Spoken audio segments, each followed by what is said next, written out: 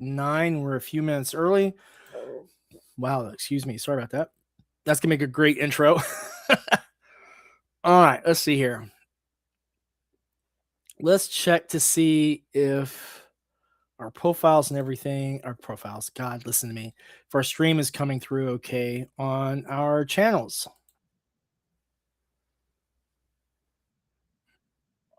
Looks like it's good on X/Twitter. Let's see how the YouTube is taking it. Because YouTube. Let's see here. YouTube, view my channel.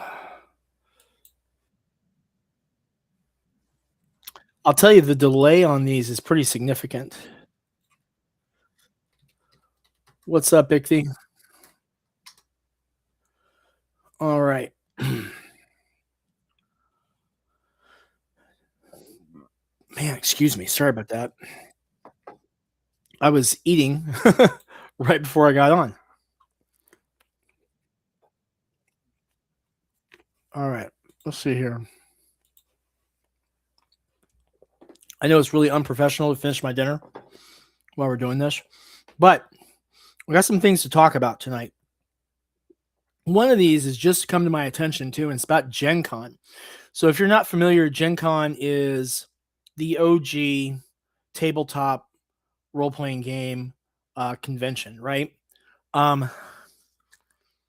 If memory serves, it was actually started by Gary Gygax. Someone feel free to fact check me on that one. But the thing about this is that this year they went back to Indiana. Is it Indiana? Yes, Indiana. Yeah, the chat's up, man. Looks like we're gonna have a good one tonight. And they had, well, I guess could be just described as a weather event. So I went and dug up some footage. Let me close down a couple of things that we don't need. Blow this up. And then we will start this off with a bang, sharing this footage from yesterday. So this is the venue, right? GenCon was having a leak in several spots around the playtest area, and apparently in a couple areas of Facebook. But these are the first videos I'm finding.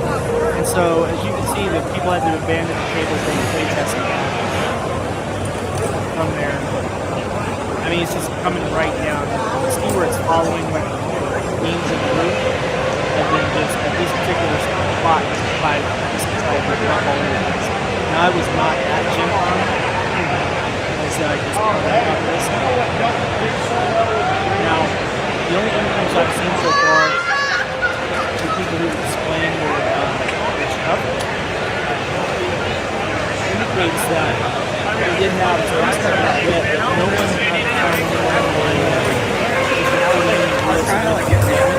found that made change. I thought that's pretty wild. Just absolutely wild stuff. And then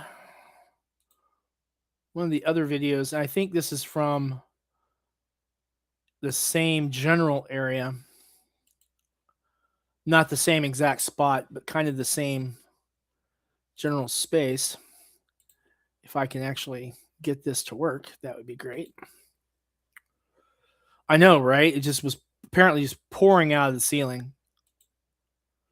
We'll use this. And let me get in here and blow this. That's the wrong one. So right here, we'll blow this up for us. And so apparently they took and brought out the big, trash bins used to collect a bunch of stuff with and tried to capture a lot of the water. But it's still apparently spread out all over the floor. And you see it's literally right in the middle of this section of the playtest area.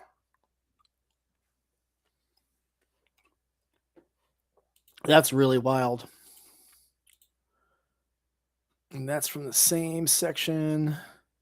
And this is, from the looks of it, on the other side of that area. Another POV.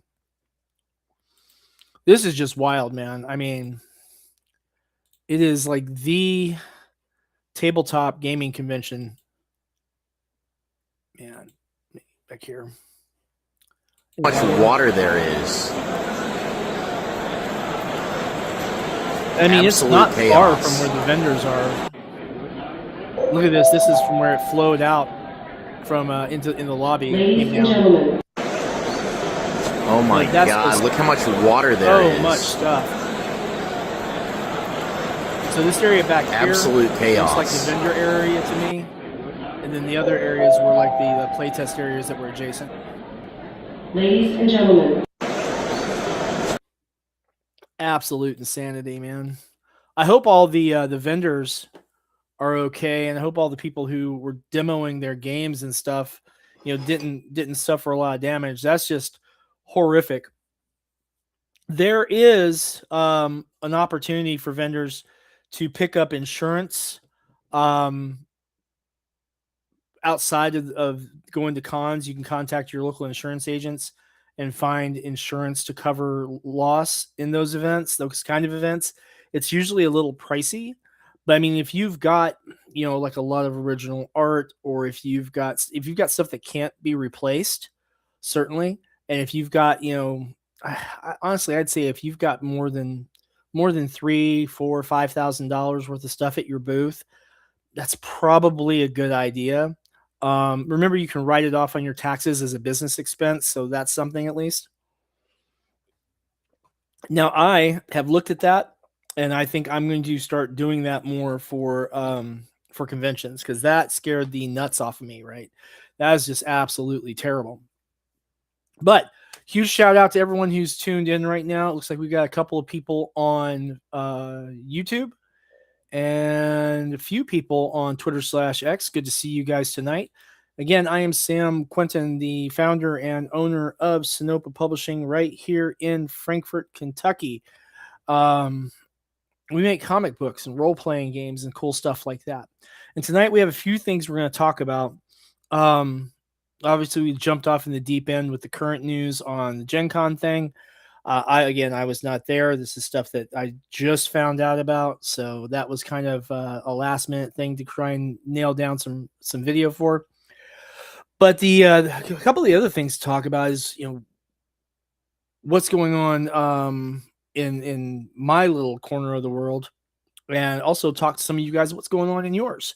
So the first thing I'm going to say is that, guys, if you have a project that you're working on, share it in the chat. Let's go ahead and make people aware of it. If you've got a Kickstarter campaign, an Indiegogo campaign, a Fund My Comic campaign, whatever, go ahead and put the link in the chat. That shouldn't be a problem anywhere on the Twitter/X platform.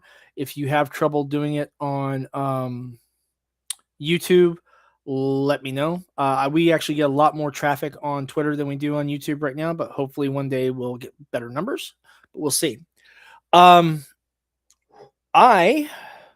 have been busy this week, like extraordinarily busy this week. And so one of the things I have been doing, little background context rather.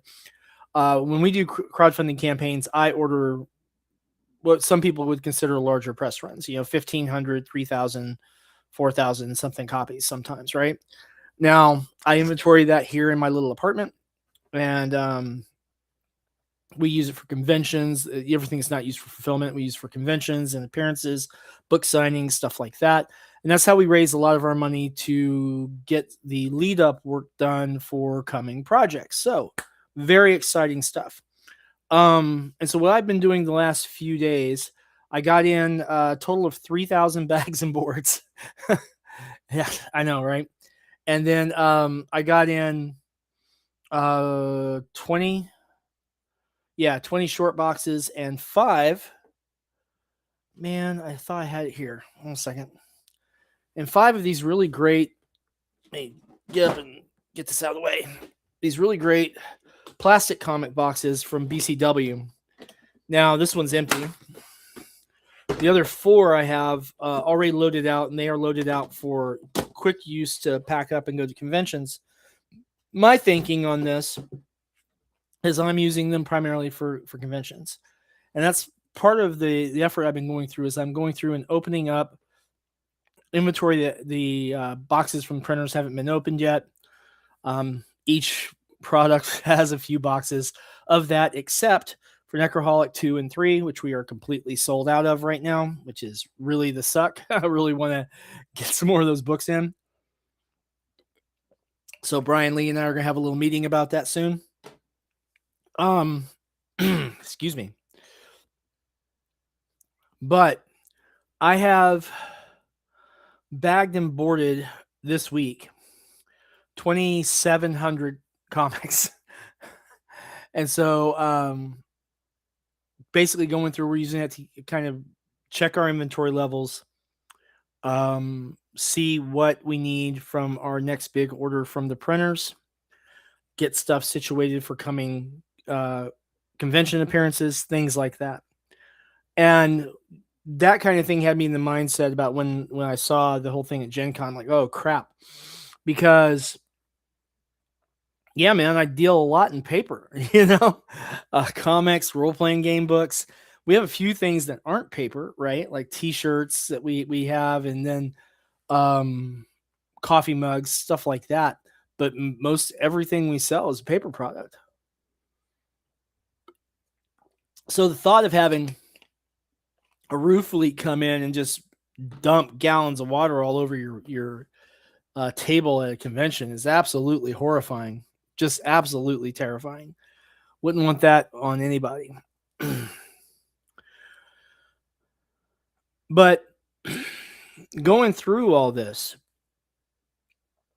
and really seeing all the work that we put into it, and seeing the reality of, hey, look, we've got all this merchandise and stuff to move, and get everything situated so that we can access it a little easier, is really done a lot for me to invigorate my mindset for what we've got coming in the future as far as our convention appearances, what we got coming in the future for products and stuff. And I've done a lot of work over the last couple of weeks. We have commissioned a cover by Walter Giovanni. We are talking to another artist that we'll be signing contract with hopefully in a week. And that's going to be cool. She's looking forward to that. And that's for Reign of Ages issue 5. And then we've got four unique art pieces from Damian Torres and a painting from Tony Ojeda. And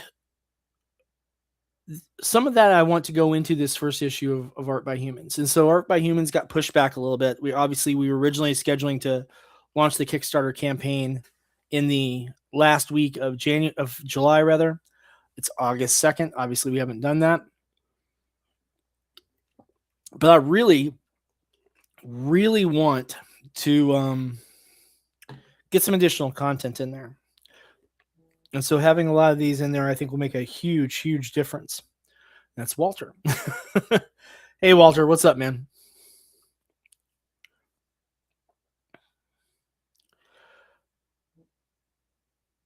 The whole business of making role-playing game books and making comics and selling art prints at cons and crowdfunding. I've been doing this since 2017. We're closing in on that 10-year mark. And I was talking with the guys at my bank. And they're like, you've been in business almost 10 years. I'm like, yeah, I know, right? And they reminded me that a lot of businesses don't make it past year 3. Now, I have a cheat on that, of course. And many of you have heard this before, but I'll just touch base for those of you who haven't, is that I'm not living off our profits, right? I'm just building this to leave to the kids. So that's very much a cheat, because if I had to continually take profits out, then we certainly wouldn't still be in business. So I'm reminded of this thing that I heard years ago, like all the way back in the 80s, about, what do you tell someone who says they want to be a writer? And you tell them, make sure that your day job pays your bills. And that's very, very true. That's very true because my day job does pay my bills. But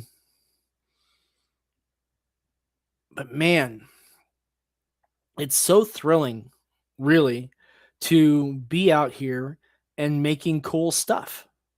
It is exciting to see these new pieces of art come in and just enjoy the work by fantastic professional artists. In fact, there's only a handful of you guys here watching right now. So I'm going to take this as an opportunity and we're going to go get an example piece of what we've got going on with one of the things I'm talking about, okay? And so this, there we go. Hope you guys are ready for a sneak peek. Heck this, you're going to love this.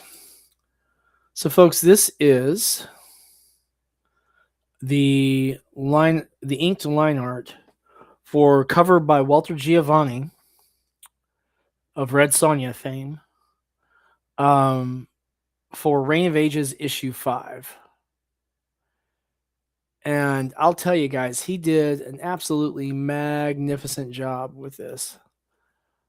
I'd like to blow it up, but I'm looking at through the low res version that he sent us through Facebook Messenger. But yeah, absolutely gorgeous work.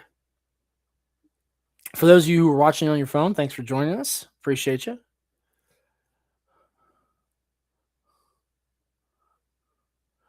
Blight Blazer, what's up, man? Yep. We're giving some words and we're showing some stuff. This is that piece from Walter Giovanni, the cover art for Reign of Ages issue 5. He did a gorgeous, gorgeous job on this. We got Uta and Dedelia. Dedelia having a little part of her breeches being burned away from the stuff that happened in issue 2. So yeah, fun times to be had by all. I can't wait for you guys to see what this looks like when Nick's done coloring. We're going to close that down. Blight Blazer, how you doing, man? And again, guys, if you've got anything you want to share, please feel free to put it in the comments. If you've got active projects you're working on or active crowdfunding campaigns, stuff you've worked on that's out in the stores today, go ahead and give it a shout out in the chat. Let everybody know. We had a little spike in early attendance, and then I burped and people left. Not everybody, but a few people. Sorry about that. Biology is a bitch, right? But there's something particular too. I know there's a few things that I want to talk about tonight. And of course, we talked about the leak at GenCon first off, and talking about what I've been doing this week with the inventory and stuff. And tonight I'm going to be working after I close down the stream.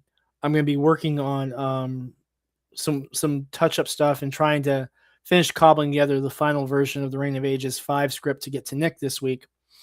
Which is funny because he's going to be at a con all week, so he's not going to see it until next weekend, but I still want to get it to him this week. No, it's just too powerful. Thanks, Blight Blazer. Appreciate you, man. But that's one of the things that I'm kind of, I guess, is holding as a theme through tonight's stream, is that when you're working, creating stuff like this, it is like a constant kind of thing. Like I was talking to one of my best friends, probably my best friend in the world. He's in the top 5. Hey, Chris.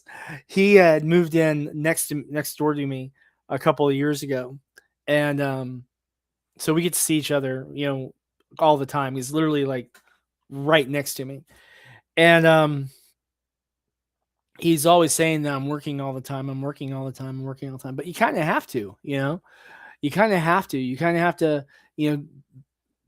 be the creator as the writer or the artist or whatever, and for me, it's the writer part.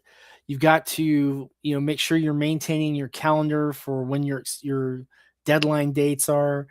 You've got to, keep up with your artists. You've got to make sure everyone's getting paid. You've got to make sure all your taxes are done, keep your books and, handle inventory, ship stuff, the whole nine, right?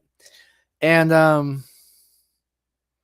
it does keep you busy, like for real. But there's nothing wrong with that. There's nothing wrong with being busy. It's beats the hell out of boredom. Absolutely just beats the hell out of boredom. And too, there's this thing where getting to put stuff out. Hey, what's up, Larry? How you doing, brother? Hey, make sure that you put a link into your eBay store in the chat too. Okay, just telling everyone, if you've got anything going on right now, if you got any crowdfunding campaigns, projects, stuff in stores, on eBay, whatever, put it in the comments. Let people see it. But yeah, like Black Blazer says, you got to cross the I's and dot your T's on all this business that happens behind the scenes. Now, I'm glad that we've got a few people here. I've got a big question for y'all, because a few years ago we had a Patreon and we shut it down, I think in 2020, 2021, something like that. So it's been shut down for quite a while. But I'm actually thinking about bringing it back in 2027. But the thing about that is that you want content ready for release, right? So if you've got any suggestions about what kind of things to put as being available on the Patreon, go ahead and put those in the chat. I'd love to hear your suggestions. Previously, we've done like a monthly postcard thing. That's really hard in the financial situation of it, because the art is usually a couple of $100, few $100, whatever. And so if you're only having like a $25 Patreon, that's really not profitable. And the reason for the Patreon is actually to get more revenue in to help with production. So anything that's neat, and of course we can always scale stuff later on, but getting out something monthly, like we have monthly releases on Substack. By the way, huge shout out to everyone from the Substack. We are over 600 subscribers right now, which is freaking mind blowing. So thanks for being there, guys. I appreciate it. And we got to do a new Substack release next week. That's going to be fun. We should have plenty of art examples and such in there. Oh, speaking of Substack, I found out that there's a way that you can put in like a donation tab and like a point of sale thing. So you can like put like a comic or art print or whatever up for sale and do that. So I may do some research on that one. Basically trying to get back into the swing of things after being away for a year, so that I can really gear up our processes and production. So we have the Sonoma WhatsApp. I have not done any of the shows yet. I'm still looking at how I want to deliver that production. But guys, let me know if you've used WhatsApp before. Let me know what you think about it. I am looking at probably using it for original art pages and maybe like book bundles, things like that. Something that we can put in and go. I think the original art is probably going to be the primary focus, though. And the reason I say that is because it is more of a collector's market, and that's probably the collectible point for me, particularly, that has a value that's worth the time. So definitely something I'd like to hear from you guys about. But yeah, I think next year, probably February, maybe March, maybe reopen the Patreon. I think that's going to be something that could really drive some interesting activity. Now, the thing too is that Patreon is a bit finicky, on things that you put out there. I've not had a whole lot of problems with them, but I know people who have, which is disconcerting, including people who I get art from. So that's really a little bit of a trepidation for me. But the same thing with PayPal. We've seen a lot of people who've been, had their PayPal shut off as artists for doing not safe for work type content, which really makes me wonder if we don't need like a safer payment option. And that ties into weird stories of the week. And that is, I somehow woke up earlier this week to the X Money thing. They actually deposited $15 into the account. Now, I am a paid subscriber on this, so I'm not making money on that. That's just, I guess, some of my own money back, for want of a better way to put it. But they are actually doing a thing where you can use it as, the way it reads to me, as like a savings account, right? So it says that you're going to earn interest if you have direct deposits of $1,000 every 30 days or every 34 days or whatever it is. And I'm thinking, I mean, I'm not setting up my paycheck to go to Twitter. You know what I mean? That just doesn't sound like a great idea at all. I can't imagine, sending $1,000 into a Twitter account every month. Now, if I were monetized and making money on Twitter, then yeah, sure, why not? Because I mean, it's all just ones and zeros anyway. Get it put in there and then, pull it out whenever. But yeah, we got Larry's eBay in the chat, guys. Blight Blazer, did you get the Twitter /X money thing? Is that what they're calling it? Are they calling it Twitter money? They're calling it X money? I don't know what they're calling it.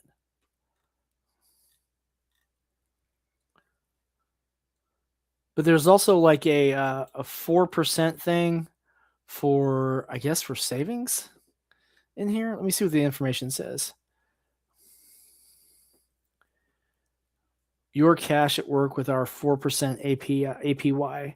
Annual percentage yield is accurate as of July 27th, 2026 and subject to change. See here for current rates. So apparently it's earning like 4%. Okay.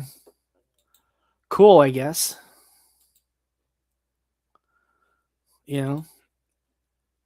I probably like to think that I do more using money to, make product and sell stuff. And here's the thing too. Like, I know a lot of people that have told me that interviews with kids today, a large percent of them, they don't want to be doctors, they don't want to be lawyers, they don't want to be engineers, they don't want to be social workers, they don't want to be cops, they don't, there's the big thing that a lot of the kids are looking at is becoming influencers. And that's freaking horrifying. Now, I mean, I know when I was a kid, I knew kids who wanted to be actors and politicians and, stuff like that. But this whole thought about, hey, I'm going to be a YouTuber when I grow up, that's wild to me. I guess maybe I'm at that age where some of the new concepts still don't feel real, But I couldn't imagine. I mean, I have pretty good imagination, but I couldn't imagine me ever getting paid for social media content. That's just bizarre thought to me. Now, don't get me wrong. I like doing like streams. I like that a lot. I like making videos upon occasion, but a lot of that goes into the fact that when I'm interacting with folks, I'm either just sharing ideas, sharing stuff I've learned, and if it comes down to like a monetization thing, my monetization really relies on selling products, selling comics and role playing games and stuff, right? Yeah, it's crazy stuff, isn't it, Blight Blazer? But I do know people who are monetized on a lot of different like socials. My friend Chris is monetized on Twitch as a streamer, which is just wild to me. He plays video games and gets paid for it. It's not his main job. He's not that big, but it's there. He gets paid to play video games. In fact, I think he's playing video games tonight. The one of my daughter's best friends, her dad is a streamer, and he's right up the street here. They have their house right up the way, whereas we live in an apartment. They own their place, and that's where his money comes from. He streams for like 8 hours a day. Absolutely wild to me, but hey, it's paying the bills. So what can you say? He seems like a really nice guy, though. His kids and my daughter play together a lot. Oh man, excuse me. Blight Blazer, what would you like to see when we go to reopen the Patreon next year? What sounds good?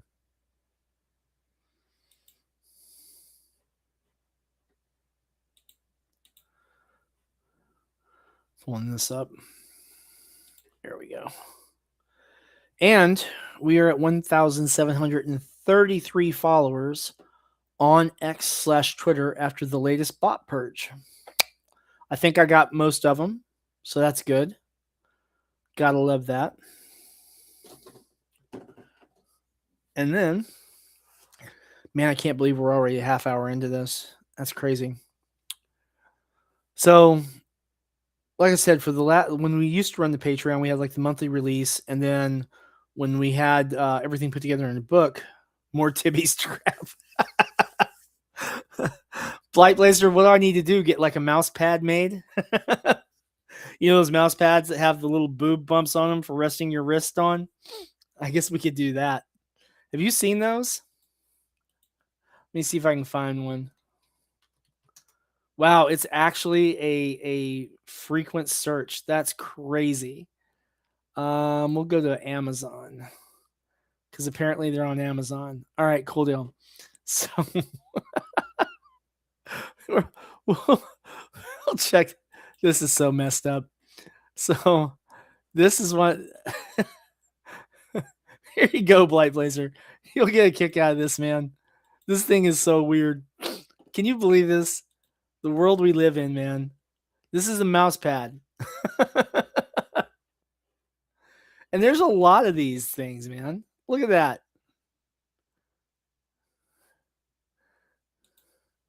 And then you've got Elvira. I'll bet that's not a licensed product either.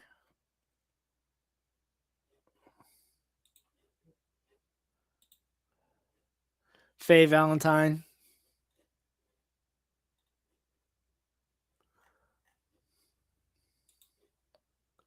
Crazy, man. Crazy.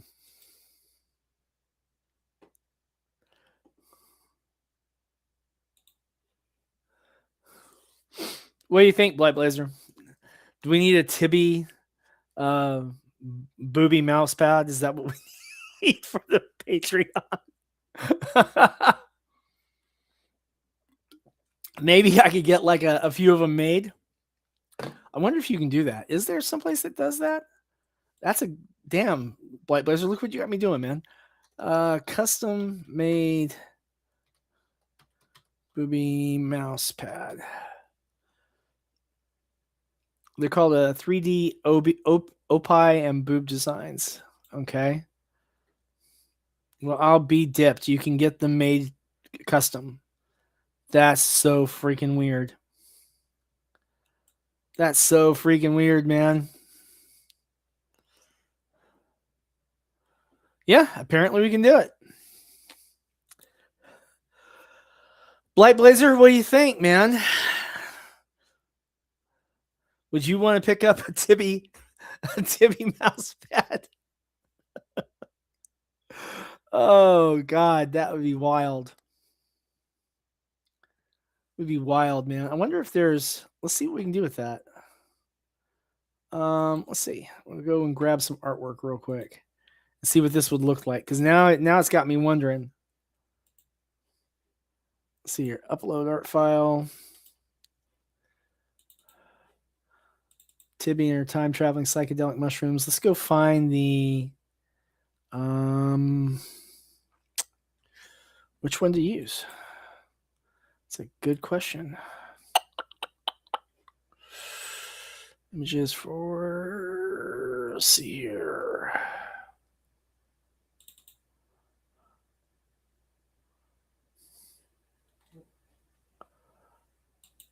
Online editing.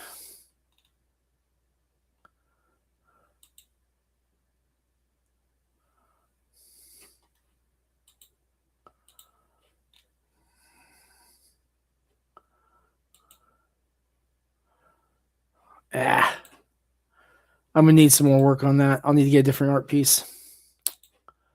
But I guess it can be done, man. I guess it can be actually done. That's nuts. What a world we live in, right, Blight?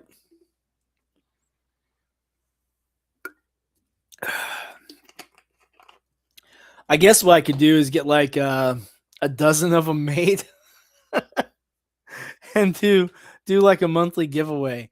And every month choose one Patreon subscriber and ship them a Tibby mouse pad. That's so messed up, man. That is so messed up. Oh, Lord.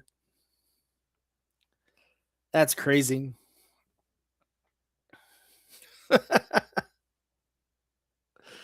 Oh, Lord. That's wild. I mean, it has a function, right? It's really just a wrist rest. But I don't know, man. That's just wild to me.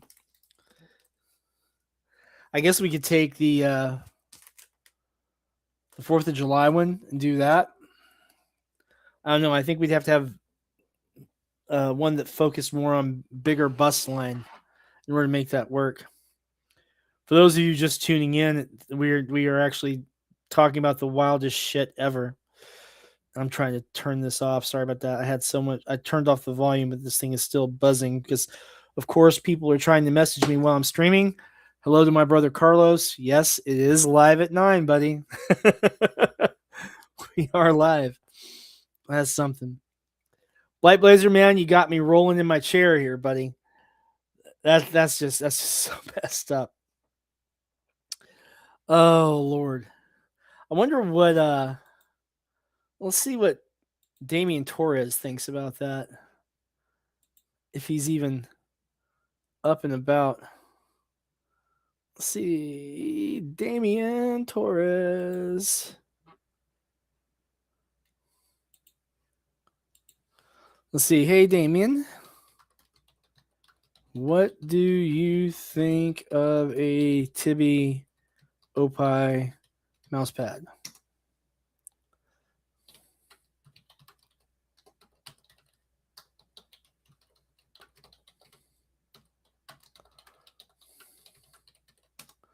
There we go. We'll see if he answers. All right. Stop messaging, man. I know, man. I know. But it's a good question, right? Man, I'll tell you. What I'd like to see is I'd like to license Tibby to one of these companies that makes gummies. You know, the adult edible things. And get paid that way. That would be pretty good. That'd be a lot of fun. My brother in particular would love that.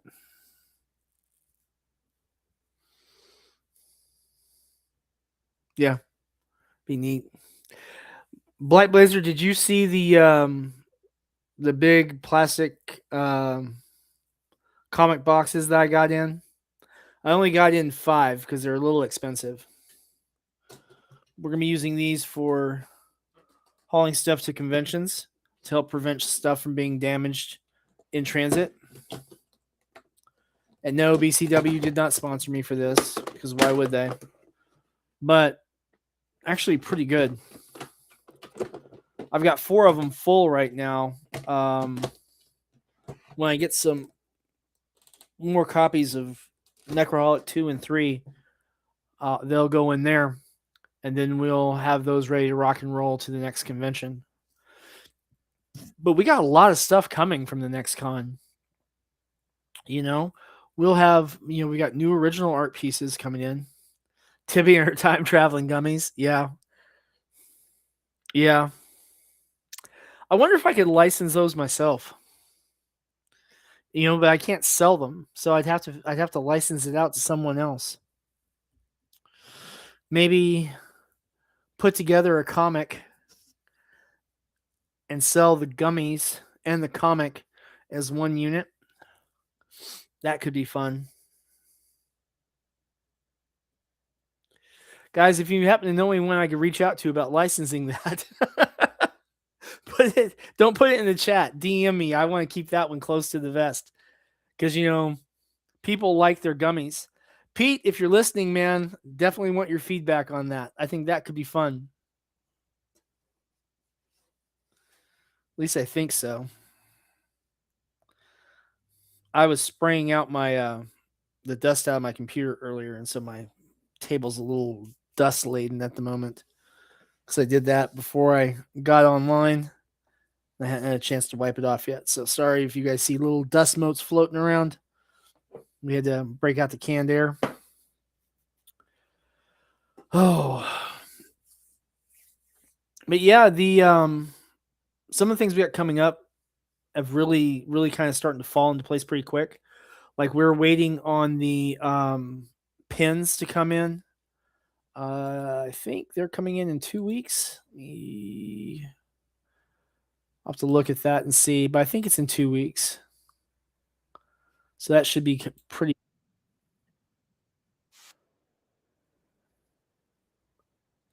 Let's see here. I can't get to it right now. That's unfortunate. Now, I will tell you this too. Little word of advice for everybody. When I set up my Netflix account, right?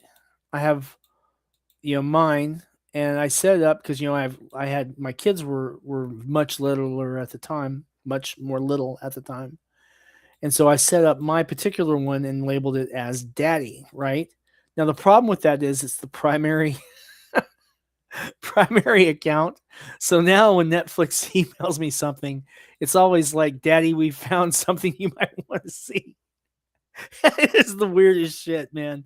To Netflix, and they're just like, "Hey, Daddy, what you might want to watch this." I'm like, man, it's almost got me to the point where I would change the name on it if it weren't so damn funny all the time. I am easily amused, you see. Let's see where this is, if I can find it. Pen. Order. Okay. So let's see what the status is on this order. I think it's got 2 weeks left to go. Okay.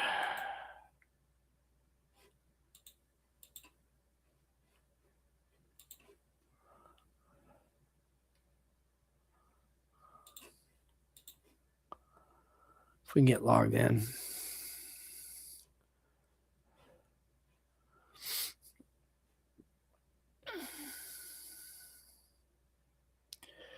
So it is 13 days long and is just saying unfulfilled. So that's not telling me anything useful. I guess we'll have to wait and see. I'll give it a few more days and we'll see what the status is. But that pen set is the one we're doing for my daughter Willow. So that's coming pretty quick. I want to have those on hand before we do anything to crowdfund her project. And kind of teach the next generation about how this is done. About, managing expectations and getting the best work possible and testing product quality and all this kind of stuff. So really, really, really, really, really, really want to make sure that everything is looking fine. And this,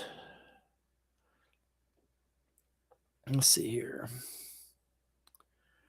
We're expecting like a 3-week turnaround. So yeah, we've got 100 2-inch pens coming. So that should be pretty darn good.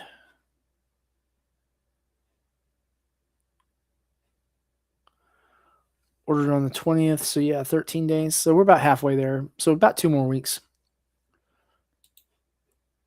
But we'll get that in. Do a review on what our experience was with those pens. And that's fun because they have no idea we're going to do that.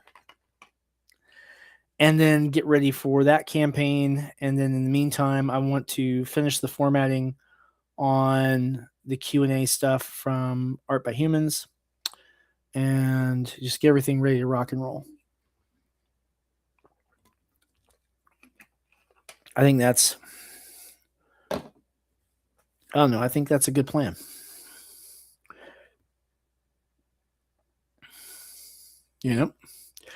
All right. Well, guys, we're going to probably cut it a little short. I just had the things today. It was the GenCon thing, the thing about, the packing up and getting stuff ready for the cons and what all's entailing that and what I've been doing. And then, of course, talking about, what we're going to do with bringing out the Patreon again. And I do think the Patreon is going to be a really good opportunity as well. But, of course, we're still going to keep with the Substack. So I guess the big thing is that if we can sell stuff through the Substack, maybe we don't need the Patreon, because Patreon does take a little bit. Of course, they need that to run their platform. Substack, however, if you've just got like donation buttons or sale buttons on there or something like that, you're just making sales and such. Of course, they have paid subscription stuff on there, but I don't have paid subscriptions turned on. So, I don't know. I like the idea of selling product to people, I think, more than the donation stuff. I'm not opposed to the donation stuff. I mean, I do crowdfunding, and that's really, technically, people say it's a donation, but I treat it like a sale, right? I mean, even from the sales perspective, I pay sales tax on that stuff.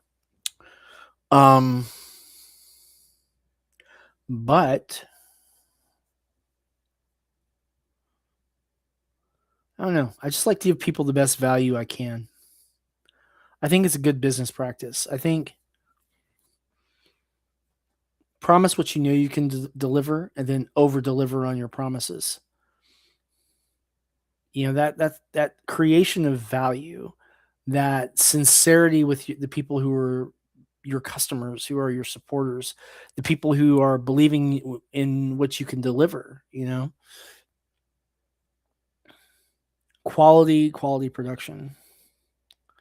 I know I was talking with a friend of mine, and we were mentioning the fact about all this thing with like the refrigerators that they put out right now. They have like AI in the refrigerators to feed you ads, right? And you go to the hardware shop or wherever to buy, a refrigerator like $2,000 and up. I'm like, no.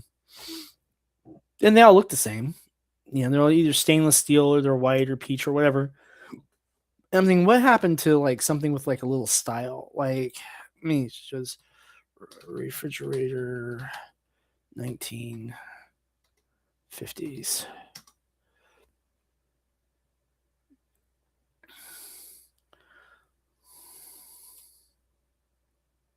So let's see here. People are actually making like these little. Here's a good one. This company is the Big Chill, right? And they have like these retro inspired big refrigerators and such, but they're like $6,000. And I'll tell you, I don't think it needs to be $6,000 for a freaking refrigerator. You know, I think you could probably do this refrigerator. I would help if I could actually show you guys. Let me show you what I'm talking about here. So check this out. So it's really neat looking, right? It kind of has that retro vibe. And you can play with the colors and shit, you know, whatever. I think that's pretty cool, personally. And it's got that kind of 1950s kind of design elements to it. Here, this is better. Right?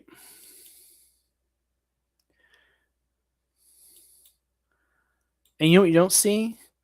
Like any screens feeding you ads. You know what I mean? So give me something that if it breaks, I can fix it. That's badass stove too. But maybe not everything needs to be a smart device. I mean, just a controversial thought from me. And he and I were talking about this, and we're like, I wonder what it would take to, you know, start our own company to build, you know, classic inspired, simple stuff like General Electric used to make in the 50s and such. Like, where's a good one? That's a painting, so that's not really a good representation. Man, I got sidetracked real hard on this film. The short version of it is he and I were talking about, you know, just something to do the job. Exactly, Blight Blazer. Just keep my food cold. I don't need AI feeding me ad bullshit on my refrigerator. And the thing is, too, I mean, people paying like thousands of dollars for that. Dude, you're the freaking product. The AI feeding you ads that's their monetization. What the hell, man? It's just the most bizarre dystopian bullshit. Ugh. I mean, if I want AI on something, give me an AI on my gun safe that says, hey, you're running low on 22 ammo. Hey, you're running low on blackout ammo. Hey, you need to remember to clean this pistol? That could be handy. I could see something like that being useful. But I probably don't even need that on my freaking gun case. I could have an app on my phone do that, and I don't have to spend an extra few $1,000s and have ads circulating on my fucking gun safe. Just like you have an app on your phone instead of having your freaking refrigerator say, hey, you might need more milk. You know, have the app say, hey, you last bought milk 2 weeks ago. Do you still need milk? Check that. I don't know. It's like in the Jurassic Park, scientists spent so much time thinking if they could do something, they forgot to ask if they should. Maybe sometimes we should stop and think, you know, yeah, we can do this, but should we really, you know? And I'm not just here to hate on AI because I think it's going to be a useful tool. I just don't want it in my arts, you know? I don't want it in my arts. I don't want AI generated artwork, you know? Not in commercial spaces. I mean, it might be fun to play with, but I don't want it. I don't want it in commercial spaces. I don't want it taking jobs from humans. And I know AI is already taking jobs from humans in a lot of different fields. But I think that if it's going to take jobs from humans, it needs to be in dangerous shit, you know? Like send a AI powered robot into a mine to set demo charges, right? Or more importantly, send AI out into, you know, battlefields to clear unexploded ordnance. I think that's a wonderful, wonderful use for AI. Can you imagine after the Ukraine war is over, if there were a few thousand, you know, Optimus bots running around and their AI was operating under instructions to identify and clear unexploded ordnance, to recover, you know, debris from war machines and otherwise clean up and, you know, repair the damage done to the environment, you know, with a priority on getting rid of hazards. So, you know, going out with metal detectors and clearing, you know, bits of shrapnel out of the soil and cleaning up depleted uranium rounds, and certainly clearing unexploded ordnance, and then people coming through behind that to plant trees and recover remains that were lost and stuff like that. I can see that as a really great use for AI. But don't have AI drawing Spider-Man for me. Don't do that. Just don't. Man, I got sidetracked so hard on that. Sorry, guys. But on the Spider-Man note, I did go and see the latest Spider-Man movie. And I will tell you that I really enjoyed it. My daughter really enjoyed it.